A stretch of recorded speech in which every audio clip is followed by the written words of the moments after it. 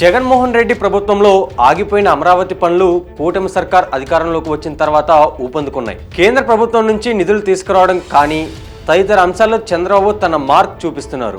రాజధాని అమరావతి నిర్మాణ పనులను వేగవంతం చేసే దిశగా కూటమి ప్రభుత్వం కీలక ముందడుగు వేసింది. గతంలో నిలిచిపోయిన అభివృద్ధి పనులను తిరిగి ప్రారంభించేందుకు అవసరమైన నిధుల సమీకరణపై దృష్టి సారించింది. ఇందులో భాగంగా వివిధ ఆర్థిక సంస్థల నుంచి మొత్తం 9,000 కోట్ల రూపాయల రుణాలు తీసుకునేందుకు అనుమతినిస్తూ ఉత్తర్వులు జారీ చేసింది. అమరావతిలో మౌలిక వస్తువుల కల్పనను ప్రతిష్టాత్మకంగా తీసుకున్న ప్రభుత్వం ఈ నిధులతో పనులను కొత్త ఊపు తీసుకురావాలని లక్ష్యంగా పెట్టుకుంది. Andhra Pradesh power finance corporation limited ద్వారా 1,500 కోట్ల రూపాయల రుణం పొందేందుకు ప్రభుత్వం ఆమోదం తెలిపింది. ఈ నిధులను పూర్తిగా అమరావతి నగరంలో మౌలిక సదుపాయాల కల్పన కోసం వినియోగించనున్నారు.